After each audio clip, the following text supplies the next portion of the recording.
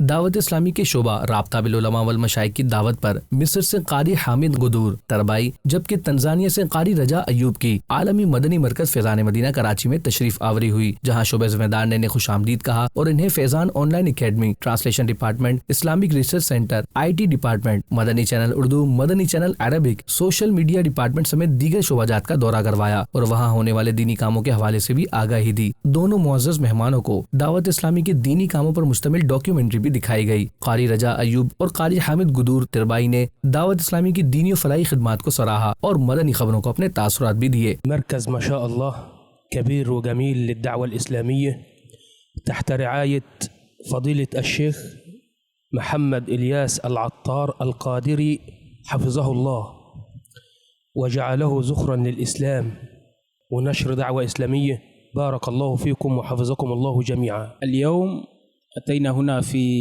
فيضان مدينة لزيارة خاص. والله هنا وجدنا الجهد كبير جدا، يعني فيضان مدينة هنا يوجد القسم خاص يعلمون القرآن بطريقة السوشيال ميديا. هذا خبر كبير جدا، ونسأل الله أن يبارك على هذا المؤسسة الشيخ محمد إلياس قادر، ربنا يكرمه ويباركه بكرامة القرآन।